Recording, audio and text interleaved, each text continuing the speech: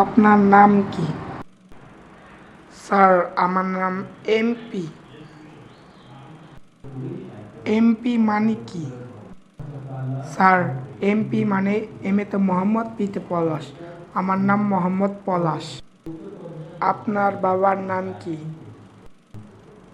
Sir, আমার বাবার নাম এমপি, এম এ তে মদন, পিতে পাগলা, মদন পাগলা। আপনি আবারও এমপি শব্দ উচ্চারণ করছেন। যাই হোক, আপনার মার নাম কি? আমার মার নাম এমপি। এই এমপি আবার কি? এমপি মানে এম এতে মোহনা, পিতে পাগলি, মোহনা পাগলি। আপনি কি এমপি নাকি? স্যার, এমপি মানে কি?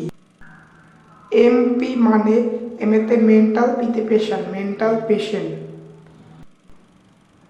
স্যার, আমার চাকরিটা কি হবে? আপনার কিভাবে চাকরি হবে? আপনি তো সঠিকভাবে কোনো উত্তরই দিচ্ছেন না। আচ্ছা, বলেন তো আপনি কি পর্যন্ত পড়ালেখা করেছেন? জি স্যার, আমি এমপি পর্যন্ত পড়ালেখা করেছি।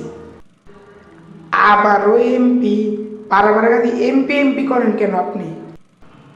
এই এমপি মানে কি? স্যার, এম এতে মেট্রিক, পিতে পাস, মেট্রিক পাস। বুঝেছি, আপনার চাকরির মনে হয় প্রয়োজন নেই। চাকরিটা আমরা আপনাকে দিতে পারবো না। কেন স্যার, আমি কি করলাম? আমার চাকরিটা অনেক দরকার স্যার, আমাকে চাকরিটা দিন।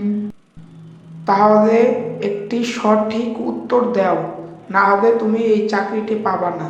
তোমার চান্স মাত্র একবার। জি স্যার, প্রশ্ন করুন। তাহলে তুমি পৃথিবীর 3জন বিখ্যাত ব্যক্তির নাম বলো।